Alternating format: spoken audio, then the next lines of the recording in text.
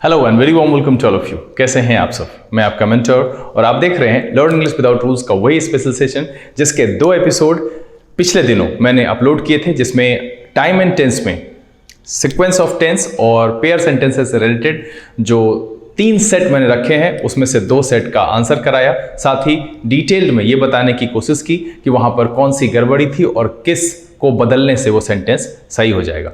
यहाँ पर एक बात और मैं आपसे कहना चाहता हूँ कि जब कभी भी आप एरर बनाते हैं तो कभी भी निराश होने की ज़रूरत नहीं है कि मेरे अंक बहुत कम आ रहे हैं, मुझे समझ। जैसे कुछ बच्चे ने कहा कि सर मुझे जो है वो सीक्वेंस समझ में नहीं आता है, तो आप उस एपिसोड को एक बार और देखिए, या फिर आप घटनाओं को खुद से रिलेट करके उसे ट्रांसलेट करने की कोशिश कीजिए, तब ये समझ में आएगा कि आप किस तरीके से सेंटेंस चुन रहे हैं खुद को इंग्लिश करने के लिए। जैसे कोई भी घटना, जरूरी नहीं है कि आप हिंदी के सेंटेंसेस लिखो, आप ये देखो कि मैंने 3 बातें यहां पर कही है, जिसे मैं एक बार फिर से दोहरा देता हूं कि जो सीक्वेंस की बात कह रहे हैं, तो सीक्वेंस में क्या है कि जब हम पास्ट से चलते हैं, पास्ट से प्रेजेंट की तरफ चले तो पास्ट परफेक्ट, उससे रिसेंट वाला पास्ट सिंपल, फिर प्रेजेंट परफेक्ट और फिर प्रेजेंट सिंपल या कंटिन्यूअस। पास्ट के साथ भी वही है, सिंपल या कंटिन्यूअस, ये शर्तें लागू है। अगर आप प्रेजेंट से पास्ट की तरफ चलते हैं तो सबसे पहले प्रेजेंट सिंपल या प्रेजेंट कंटिन्यूअस, उससे जो बीता हुआ है, जो हम प्रेजेंट में ही रखते हैं लेकिन वो घटना बीत चुकी है जिसका असर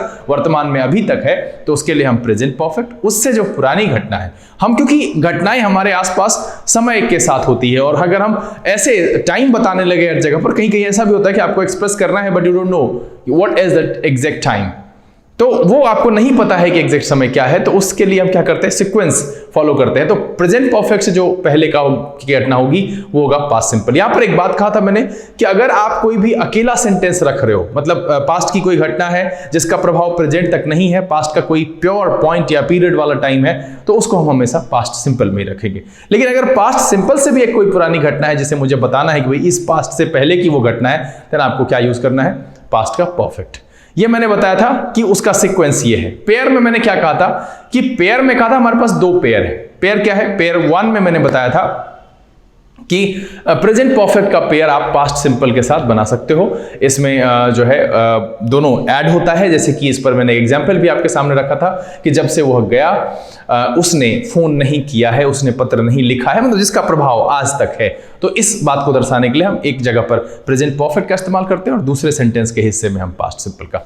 दूसरी बात मैंने कही थी कि एक पेयर है जिसमें कि हम पास्ट सिंपल को रखते हैं और एक पास्ट परफेक्ट को रखते हैं। इसमें क्या है कि ये हम तभी फॉलो करते हैं जबकि दोनों सेंटेंस में जो घटना जो है, उसकी जो इवेंट है, जो उसमें कहा गया है, उसका जो टाइम है वो एक वैलिड गैप रखता हो कि मेरे स्टेशन पहुंचने से पहले गाड़ी खुल गई। इस तरीके के सेंटेंस में हम रखते हैं। जहां पर वैलिड टाइम इंटरवल यानी कि टाइम गैप नहीं है, उस जगह पर हम क्या करते हैं, तो दोनों सेम ही टेंस में रखते हैं, V2 पास्ट सिंपल में रखते हैं। तो ये बातें आपके जहन में है, आप प्रैक्टिस करो, खुद भी सेंटेंस को ट्रांसलेट करने की कोशिश करो, और जब आप न्यूज़पेपर पढ़ रहे हो तो उस दौरान भी आप उस सेंटेंस को देखो, गौर करो कि कहां पर क्या लिखा गया है और समझने की कोशिश करो। फिर भी अगर मन में दिक्कत है, दुविधा है, किसी पर्टिकुलर एक पॉइंट पर आप अटक गए हो, तो लिख करके सूचित करो, कमेंट बॉक्स से सेशन में हम इसका जवाब जरूर लेकर के आएंगे।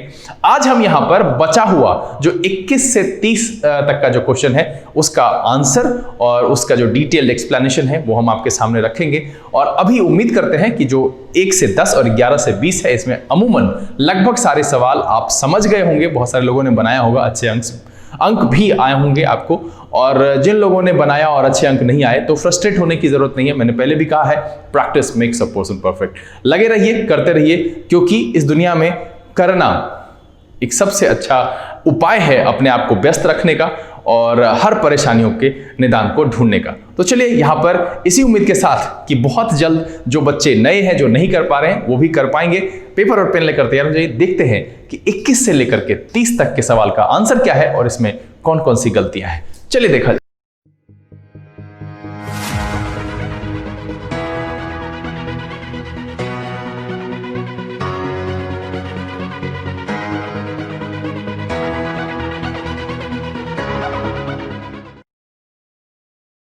आइए अब हम यहाँ पर एक एक करके आपके लिए, जैसे बगल में पिछले एपिसोड में क्वेश्चन दिखते रहे, वैसे ही यहाँ पर आपको सवाल दिखेगा। एक एक करके हम पहले डिटेल एक्सप्लेनेशन देंगे उसकी, और बाद में फिर आपको आंसर खुद ही पता चल जाएगा, और लास्ट में हम एक बार आंसर की लिस्टिंग भी करा देंगे। तो चलिए देखा जाए पहला सवाल। पहले सवाल में कह रहा है, प्रशांत वॉज एक्सट्रीमली अनॉयड। क्या कह रहा है? annoyed, A-N-N-O-Y-D, annoyed, और ये क्या है? V2। चलिए फिर कह रहा है when I reported, ये भी V2। अब देखिए दोनों क्या है कि दोनों के बीच में जब दोनों V2 लिखा है, ये सार्थक है, संभव है कि किसी समय कोई आदमी इरिटेट हो, अनॉयड हो और उस समय पर कुछ रिपोर्ट किया जाए। जरूरी नहीं है कि हम उसमें हमेशा से गैप दिखाएं, तो ये सार्थक है कि हो सकता है, संभव है। फिर कह रहा है कि the matter to him and has fired me. अब यहां पर क्या है कि हैज फायर्ड।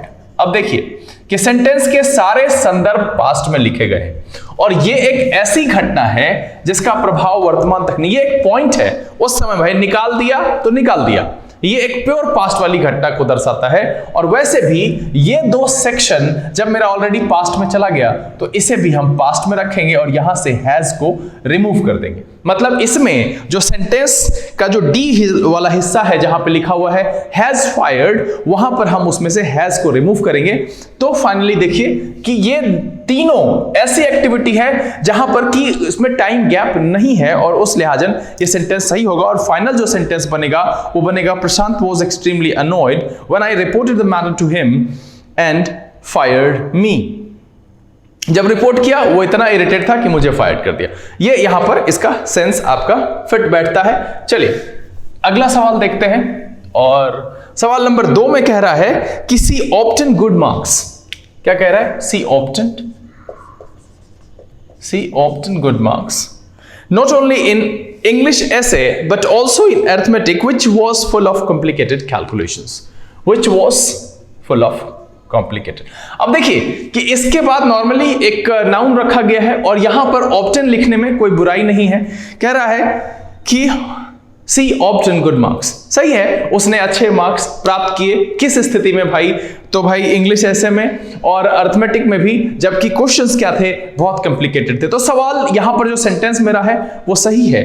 तो ग्रामर में जो मैंने आपको जिस नाम से ये सेट दिया है उस लिहाजन अगर देखा जाए तो ये ठीक है, इसमें टेंस में कोई गड़बड़ी नहीं है। जिन बच्चों ने यहां पर नो एरर लगाया है ठीक है, लेकिन यहां पर इस सेंटेंस में अगर हम इसको इंप्रूव करना चाहें तो इंग्लिश ऐसे के पहले द लगाएंगे। ये आर्टिकल यहां पर एक मिस है, आप इसको मिसप्रिंट समझ लो या फिर आप जैसे समझो कि इस अभी जो संदर्भ में है यहां पर बी नंबर में द लगना चाहिए। ऐसे जिन बच्चों ने इसके लिए नो एरर लगाया है, क्योंकि मैंने आर्टिकल पढ़ाया नहीं है और हो सकता है कि इस क्वेश्चन में मिसप्रिंट हो, अगर आपने बी लगाया है यही सोचकर कि वहां पे द लगेगा तो भी ठीक है। और जिन बच्चों ने नो एरर लगाया है तो चूंकि वो बिगनर है, जितना वो समझ रहे हैं उसके हिसाब से, तो एक्चुअली टेंस में यहां पर कोई गड़बड़ी नहीं है।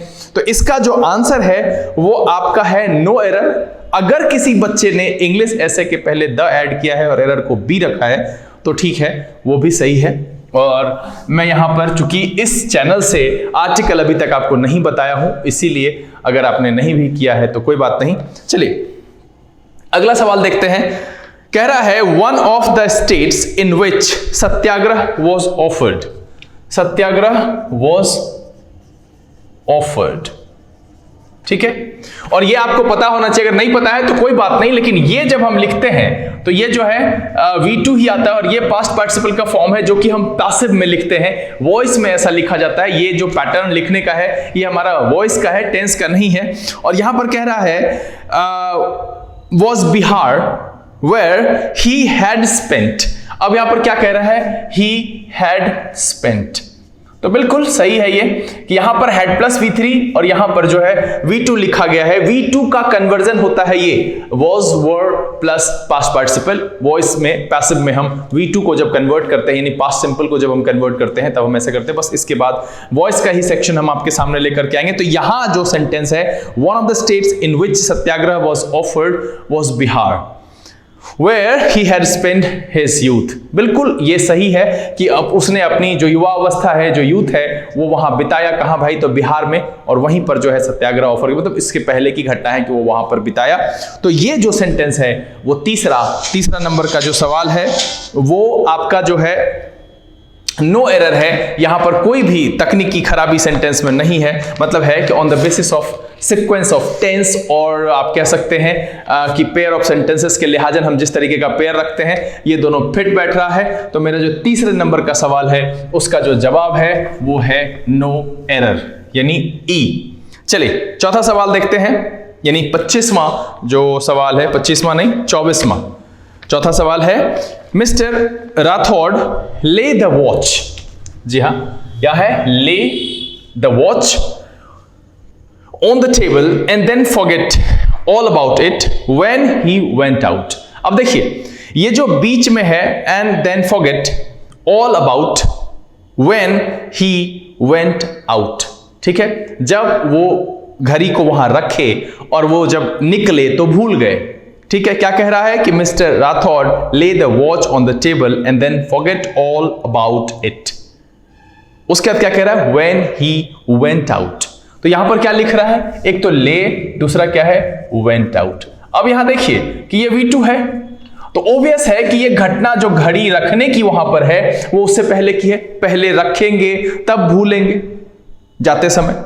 तो यहां पर सीधा सीधा क्या हो जाएगा? इसको हटा करके हम हैड लेड ये लगाएंगे और तब मेरा सेंटेंस सही हो जाएगा। और इस लिहाजन जो 24th का आंसर है वो है ए। इससे पहले शायद मैंने 1 2 3 4 कहा है, तो यहां पर जो 21वें सवाल है उसका जवाब है, जो आंसर है वो होगा डी। 22वें में मैंने कहा कि जिन बच्चे ने अगर यहां पर नो एरर लिखा है सीक्वेंस ऑफ टेंस और पेयर ऑफ सेंटेंस के हिसाब से तो वो भी ठीक है, और जिन बच्चों ने बी लिखा है तो वो भी ठीक है, वहां पर इंग्लिश ऐसे के पहले द लगेगा। 23वें में मैंने कहा नो एरर, और 24वें में जो आया यहां पर हम ले को काट करके हैज लेड करेंगे और तब ये मेरा सेंटेंस सही हो जाएगा, और 24वें का आंसर इस लिहाजन हो जाएगा ए। चलिए अब हम यहां पर अगला सवाल देखेंगे। 25वां कह रहा है they had to cancel their trip to Delhi because when they reached the railway station the train left. और ये संजोग से वही सवाल है जो एग्जाम्पल में मैंने कहा कि मेरे स्टेशन पहुंचने से पहले गाड़ी चली गई, गाड़ी खुल गई, गाड़ी स्टार्ट हो गई। तो यहां पर क्या है कि सिंपल सा है, इसे लिखने की जरूरत मुझे नहीं लगता है कि लिखने की जरूरत इसको पड़ेगी।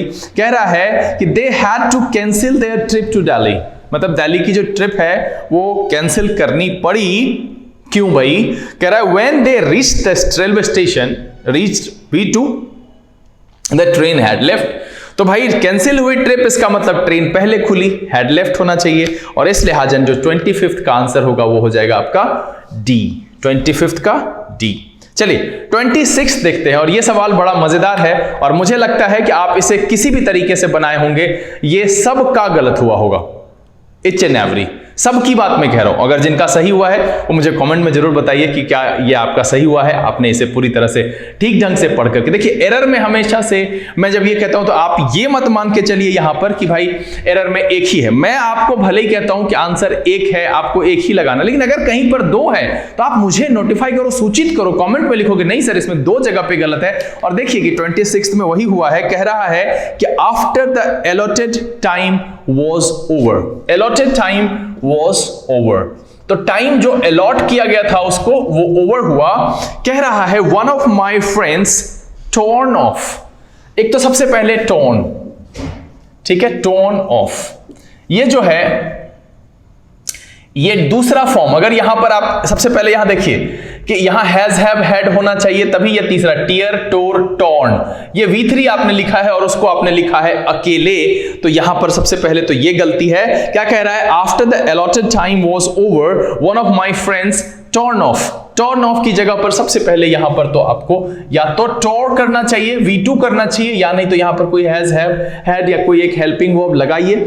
फिर कह रहा है all the papers which he had used, ठीक है। अब यहां पर कह रहा है कि पेपर जो उसने यूज किया था उसे फाड़ दिया, कब भाई? जब टाइम ओवर हो गया। तो सबसे पहले एक गलती तो है कि यहां पर was over नहीं had been over होना चाहिए, ठीक है। ये यहां पर तब ना भाई जब उसको ये बीता, इससे पुरानी घटना ओवर हुई और उससे पहले की घटना है, तो 2 पास्ट जब कहा, मैंने क्या कहा था कि एक पास्ट सिंपल, इसको समझिएगा, यहां पर बहुत सारे बच्चे को कंफ्यूजन हो सकता है। तो एक पास्ट सिंपल जो है ये रिसेंट वाला, और इससे पुरानी 2 घटना है, टाइम ओवर और पेपर का यूज। तो अब देखिए कि टाइम ओवर यहां पर हुआ, उससे पहले पेपर यूज किए। मतलब ये कि मान लीजिए कि एग्जामिनेशन का जो ड्यूरेशन है वो 11 बजे ओवर हुआ, ठीक है। अब है कि यहां पर 11 बजे से पहले यानी 9 बजे से जो एग्जामिनेशन चल रही थी उसमें जो वो रफ पेपर यूज किया उसे कह रहा है फाड़ दिया। तो ये कब फाड़ा? इसके बाद, यानी हम इसको टाइम गैप मान लेते हैं। तो मान लीजिए कि वो एग्जामिनेशन हॉल में 12 बजे तक वो था, तो उसके बाद वो कभी भी फाड़ दिया, 11:30 फाड़ दिया, मतलब इसके बाद। ठीक है। तो अब यहां से दो घटना पुरानी है। अब एक में कह रहा है कि after the allotted time had been over. सबसे पहले तो एक इससे पास्ट की घटना जो है उसको ओवर, अब ऐसा नहीं है कि ओवर हुआ, उसमें गैप होगा, एक कुछ देर का समय होगा। मैंने यहां पर 12 लिया, आप 11:30 ले लो, 11:15 ले लो, तो यहां पर एक वैलिड गैप है, आप इसको एक वैलिड टाइम गैप मान सकते हैं। तो क्या है कि एक ही सिंपल के रिस्पेक्ट में दो पुराने पास्ट की, तो मैंने क्या कहा था भाई कि जब पास्ट परफेक्ट से कोई घटना पुरानी होती चली जाएगी तो वो सब पास्ट परफेक्ट में ही रहेगा, वहां पर मेरे पास कोई उपाय नहीं है। और इसीलिए इस सेंटेंस का दो हिस्सा क्या कह रहा है? Allotted time had been over पहला, और दूसरा है paper which he had used, ये दो। तो दो हिस्से जो होंगे इधर के होंगे। तो यहां पर जो एक गलती है पहला वो है बी नंबर में, वहां पर वॉज की जगह पर हैड बीन होना चाहिए। और दूसरी जो गलती है वो है सी में, जहां की टॉर्न की जगह पर टोर यानी TORE यानी उसका दूसरा फॉर्म होना चाहिए। तब ये सेंटेंस आपका सही होगा कि after the allotted time was की जगह पर had been over, one of my friends tore off all the papers which he had used। तब ये सेंटेंस मेरा सही सीक्वेंस पर फिट बैठेगा कि सबसे पहले यहां बी नंबर में वॉज को रिप्लेस करेंगे हैड बीन से, और सी में टॉर्न तो खैर ऐसे भी आपको दिख जाना चाहिए। और मुझे लगता है मैक्सिमम बच्चों की जो एरर डिटेक्शन हुई होगी वो वहीं पर हुई होगी कि ये भाई थर्ड फॉर्म है और इसको अकेले कैसे रख सकते हैं, इसके साथ तो एक हेल्पर चाहिए। चलिए अब यहां पर हम 27वां सवाल देखेंगे, और 27वें सवाल में कह रहा है कि आफ्टर रत्नेश, अब यहां पर इसे रेड पढ़ो, आगे देखना पड़ेगा, पास्ट है तो ठीक है। Novel, newspaper and watched, yes watched है तो रेड हो जाएगा। After Ratnesh read the novels and newspapers and watched the web series he decided to go out and meet some relatives. ठीक है। अब यहां पर देखिए कह रहा है कि रत्नेश ने पहले पढ़ी, ये पहले की घटना है, और उसके बाद वो डिसाइड किया निकलने का। तो यहां होना क्या चाहिए? यहां जो है सीधा देखिए कि अगर हम इस रेड READ इसको रेड यानी कि V2 मानते हैं तो कह रहा है, फिर कह रहा है वॉच्ड, और आपको पता है कि हम हैड एक बार लिख करके दो उसके साथ जो कंटिन्यूस जो है मतलब लगातार हम हेल्प जो है मेन वो लिख सकते हैं, हैड प्लेड एंड एंटरटेन्ड ऐसा करके, हैड फिनिश्ड एंड गिवन ऐसा करके लिख सकते हैं उसमें एक साथ। तो यहां सीधा सा है कि after Ratnesh read the novels and newspapers and watched the web series he decided, तो उसके बाद डिसाइड किया। तो ये जो यहां पर है इसमें होना चाहिए हैड रेड, और तब यहां पर जो है डिसाइडेड, ये आपका फिट बैठेगा, इससे पुरानी घटना है तो ये हो जाएगा V2, और तब यहां पर जो है ये हो जाएगा हैड प्लस V3, और तब ये आपका पैटर्न सही बैठेगा। और इस लिहाजन जो 27th का आंसर हो जाएगा वो हो जाएगा B। 27th का आंसर क्या हो जाएगा? B, और यहां पर हम रेड की जगह पर हैड रेड यूज करेंगे। चलिए अब हम यहां पर 28वां सवाल देखते हैं, और 28वें सवाल में कह रहा है they have to work at the fountain for almost 10 hours before it could start functioning well. अब यहां पर है कुड, सबसे पहले कुड, अब ये पास्ट की है और यहां पर लिखा हुआ है हैव टू। ठीक है। और यहां पर भी जो है एक एक्शन की बात कर रहा है, मतलब जो कि उसके स्टार्ट होने की बात कह रहा है। क्या कह रहा है? They have to work at the fountain for almost 10 hours before it could start functioning well. तो इससे पहले एक जो है हैड होना चाहिए, तो हैड यानी कि पास्ट यानी कि हैड प्लस V3 आपको लिखना पड़ेगा। मैंने आपको क्या कहा था कि इधर कोई भी एक पास्ट की घटना है और इससे पुरानी घटना है, तो यहां पर हम इसे आराम से हैड हेड में लिख सकते हैं। मैंने उसी को नॉर्मली हेड प्लस V3 में उसी को रख दिया। इसको मैंने यहां पर जो V1 है इसके साथ एक हेड रखा और इसको मैंने V3 में चेंज कर दिया, इसीलिए मैंने इसे यहां पर लिखा है। और अब जो सीक्वेंस ऑफ टेंस के हिसाब से है, मेरा सेंटेंस परफेक्ट हो गया कि they had to work at the fountain for almost 10 hours before it could start functioning well. और इस लिहाजा जो 28th का आंसर होगा वो होगा ए। मैंने इससे पहले भी ये कुड से रिलेटेड बातें बताई थी कि कुड अगर किसी पास्ट को दर्शा रहा है और हम उससे पुरानी बात कर रहे हैं तो वहां पर भी हम वही करेंगे। और मैंने यहां पर सिर्फ सिंपल पास्ट के लिए बात नहीं कहा है कि अगर आप कुड लगाते हैं या और किसी तरह की जो पास्ट की बात करते हैं और उससे पुरानी किसी घटना को दर्शाते हैं तो उसमें आप हैड का प्रयोग करेंगे। और उस लिहाजा जो है यहां पर आपका जो 28th है उसमें आपका हो जाएगा हैड प्लस V3। चलिए 29th नंबर सवाल देखते हैं। कह रहा है on reaching the school campus he was disappointed to learn that the bus left for the Puri tour. अब यहां देखिए वॉज डिसअपॉइंटेड, मैंने पहले भी कहा कि भाई ये जो है ये आपका V2 का पैसिव फॉर्म हम ऐसे लिखते हैं, तो इसको हम मोटा मोटी जो है V2 ही मान लें, क्योंकि V2 का जो पैसिव फॉर्म है, जो बच्चे नहीं जानते हैं एक्टिव पैसिव, बस कुछ ही दिनों में हम वॉइस का सेशन लेकर के आएंगे जब ये टेंस वाला जो क्लॉज की बात मैंने कही थी प्रिंसिपल और सबऑर्डिनेट क्लॉज की, उस पर बहुत सारे सवाल पूछ जाते हैं। इसके बाद मैं उस पर भी 3 सेट लेकर के आऊंगा और तब मैं सीक्वेंस और उसको मिक्स करके आपके सामने सवाल रखूंगा, थोड़ा सा लेवल बढ़ाऊंगा ताकि आपकी जो एरर डिटेक्शन स्पॉटिंग की कैपेसिटी है, जो कैपेबिलिटी है, वो बढ़े और आप अच्छे से एग्जामिनेशन में कर पाओ, क्योंकि ये कहीं ना कहीं से बच्चों के लिए समस्या होती है। तो कह रहा है कि on reaching the school campus he was disappointed to learn that the bus left. अब देखिए कि इससे पहले बस चली गई ना, स्कूल पहुंचने पर ये पता होकर के उसे जानकारी मिली, लर्न का मतलब यहां पर जानकारी मिलने से है, तो जो उससे जानकारी मिली, क्या मिली, तो उससे वो डिसअपॉइंटेड हो गई। यहां पर है on reaching school campus he, sorry हो गया, लड़का है यहां पर, ही वाज डिसअपॉइंटेड, तो यहां पर क्या हो जाएगा, लेफ्ट की जगह पर हैड लेफ्ट। जो आपका सवाल में डी नंबर सेक्शन है जहां पर लिखा हुआ है द बस लेफ्ट फॉर पूरी टूर, तो यहां पर जो ये गड़बड़ है ना, लेफ्ट जो है वो जानकारी से पहले बस खुल गई, बस चली गई और वैलिड टाइम गैप है, तो यहां पर क्या होना चाहिए, डी नंबर सेक्शन में हैड लेफ्ट, सिर्फ लेफ्ट लिखना वहां पर गलत है। चलिए तो इसका जो आंसर होगा 29th का वो हो जाएगा डी। और अब यहां पर जो आखिरी सवाल है इस सीक्वेंस ऑफ टेंस और पेयर ऑफ सेंटेंसेस वाला, कह रहा है कि while Poonam was going the library the thought had struck her that she had forgotten to carry the water bottle alone। अब कह रहा है कि thought had struck, अब यहां पर हैड स्ट्रक लिखना गड़बड़ है, थॉट जब आएगा वो सडन आता है, तो क्या कह रहा है कि while पूनम was going, तो उसी दौरान आया, जब जा रही थी उसी बीच में आया, तो टाइम गैप यहां पर नहीं होगा और इसीलिए स्ट्रक के पहले जो हैड लगा हुआ है वो अगर लिख देते हैं तो ऐसा होता है कि वो जा रही थी बहुत पहले, मतलब गैप हो जाएगा उसमें और मीनिंग जो है वो सत्यानाश हो जाएगा। इसीलिए यहां पर हम क्या करेंगे, स्ट्रक से पहले जो है वो हैड को हटा देंगे और जो इसका आंसर हो जाएगा 30th यानी 30 का वो हो जाएगा बी। तो यहां जो फाइनल सेंटेंस मेरा बनेगा वो बनेगा while Poonam was going the library the thought struck her that she had forgotten to carry the water bottle along। मतलब है जब वो जा रही थी दिमाग में ख्याल आया कि वो जो वाटर बोतल है वो घर पे छूट गया है, वो भूल गई है, तो इस सेंस में जो है हम इसका इस्तेमाल करेंगे, 30th का हो जाएगा बी।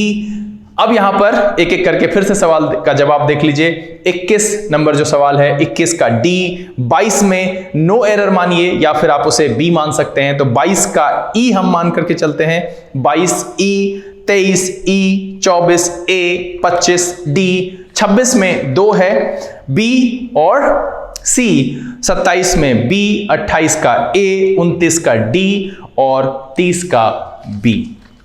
उम्मीद करता हूं कि अभी जो ये 10 सवाल का डिटेल एक्सप्लेनेशन आपके सामने रखा गया ये बहुत अच्छे से आपको समझ में आ गया होगा।